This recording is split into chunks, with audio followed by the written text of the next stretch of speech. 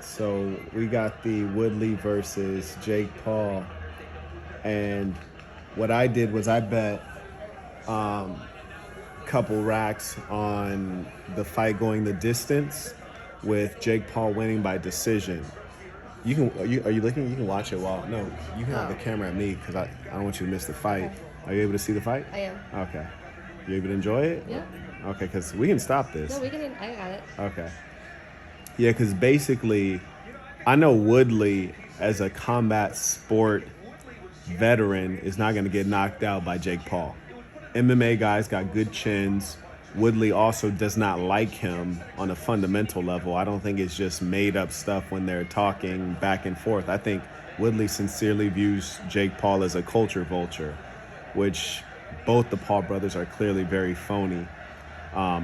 So Woodley's not going to let himself get knocked out and embarrassed by this character. So we bet on the decision in favor of Paul because even though Woodley's not going to get knocked out because he has experience, he also is a lot smaller than Paul. He's 5'9", Paul is 6'1". And at 5'9", you're fighting cruiserweight, 200-pound limit. That's too high for a 5'9" frame. I'm 6 foot and 200 pounds would be a lot for me to put on. I'd have to go overboard in eating. It's not an ideal cardio weight for someone at his height. So there's a significant size difference. Plus, Jake Paul's boxing skills are superior to Woodley's boxing skills. I saw Woodley hitting the mitts, and I didn't like it. I didn't like the way he was hitting the mitts. It was definitely not proper boxing. It was more MMA. His stance, I knew was going to be MMA coming in. And even as we saw him in the first round, his feet were way too wide. He has good reflexes still at age 39. Paul's 24. And Paul doesn't have the boxing skill and power to knock out Woodley. So that's why it's going to go the distance. Because Paul does have boxing skill, he's going to win the rounds by decision because he's going to keep using the jab. He's going to keep moving. And he's bigger, so Woodley's not going to be hyper aggressive. So right now we're actually in round 7, 30 seconds left. So for me to get this bread, we just need Woodley to last another 4 minutes, 30 seconds, which is doable. We also see that Jake Paul is gassing out, which is fine because Woodley doesn't have knockout power. And he doesn't have knockout technique as far as boxing is concerned. He's not punching in combination because punching in combination is actually quite difficult. Woodley needs to be careful because even though Jake Paul is extremely sloppy, and he even puts his head down when he throws his right hand, he'll throw the hook and then put his head down and swing that right hand wild. Now, I'm actually a little bit disappointed in Jake Paul. I'm not a fan, but I did expect him to perform better than he's performing right now. He also looks quite tired. Now, boxing is rigorous. We expect you to be tired, but he seems exhausted. Now, this all works good for our betting. We don't bet based on emotions, and we usually don't bet, in fact. But this one, I couldn't help it because I felt like the decision was a very clear thing that was going to be in Jake Paul's favor. Not only because he's bigger, he has better boxing skills, but also he's the cash cow. So if there is a decision, and it could go either way, surely the judges are going to vote in favor of Paul. The industry is going to benefit from Paul being successful. Bridge, did you see that right there? I saw that. Tell me I didn't call that. You called that. I said he's going to put his fucking head down And punch. like a weirdo and throw that right hand. And that's exactly what he did, and it landed. We just got 1 round left. 1 round left, and this one will get us paid right here. Let me show the people.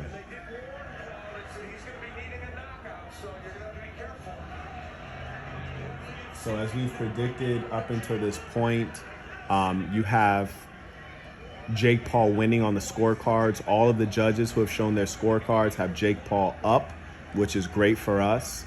Woodley won 1 round, which was very convincing. He had hit Paul pretty good. Damn near hit the boy out the ring. Paul recovered because Woodley was not aggressive. That was strange because MMA guys, combat guys, they know how to be aggressive. So I don't know why he didn't follow up. Could be that size difference, or always keep you cautious.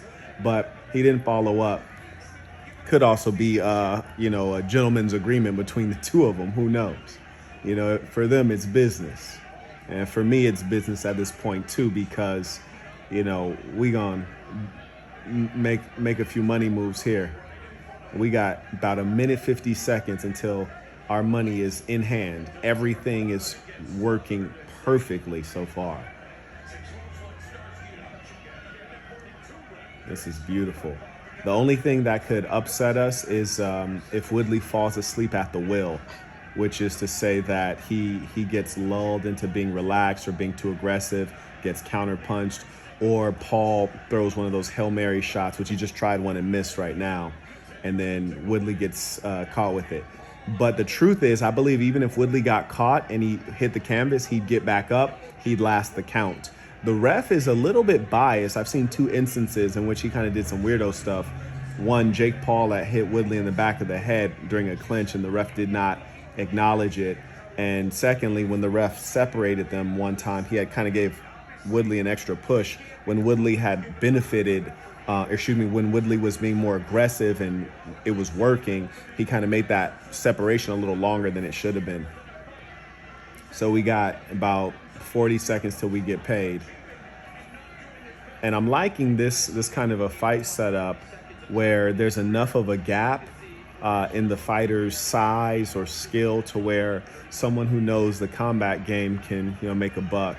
Bridge, I'm almost wondering why I didn't throw some real bread down on this one. Yeah. We could have made a killing. We're still going to make a killing, though. Yeah, we're going to make some good money, but we could have went yay out here. We got about 15 seconds as long as nothing miraculous happens. They're hugging it out right now. Yeah, keep hugging. Keep hugging, fellas. Keep hugging. Less than 10 left. Keep running, Jake. Keep running, Jake. Keep running. There we go. That's beautiful. There we go. Beautiful. And we know we just won. We just had to hear him announce it. But so as long as you don't see any psychotic stuff happening, we just made some bread.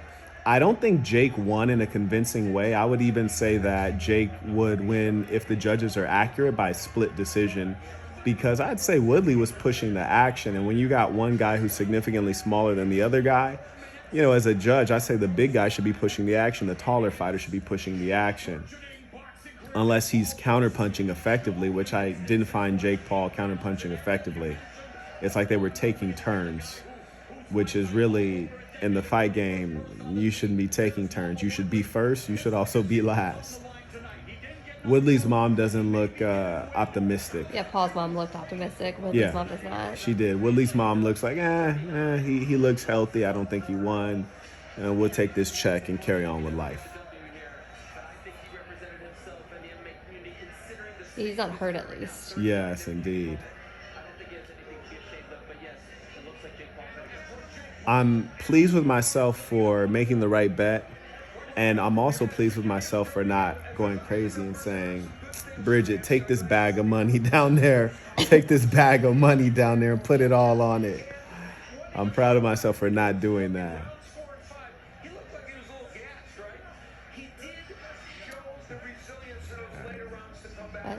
No, I can keep going, I guess.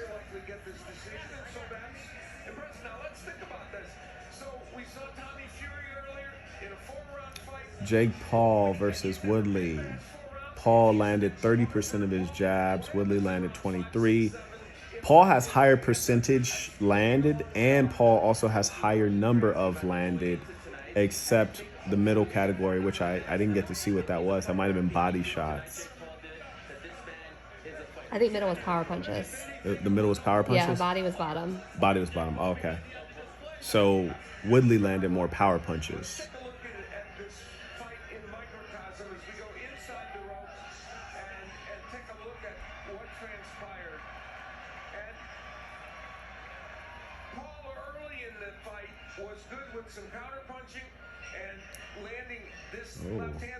Yeah, the thing I like about this one is that it was actually a real fight. It wasn't the Mayweather-Logan thing, which was clearly theatrical.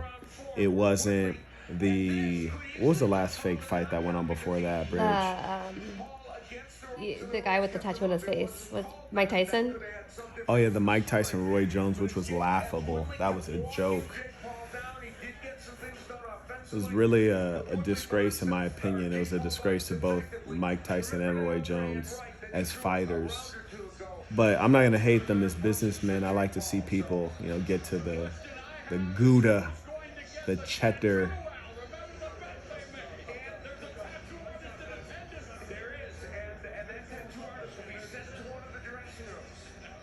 Did you say there's a tattoo artist there? They made a bet. Hopefully he doesn't get a tattoo of Jake Paul on himself. For $1 million bag, he like, whatever. I'll get it covered later. You called that. I did. Judging ringside, Jaime got a U.S. scores about 77-75 in favor of Jake Paul.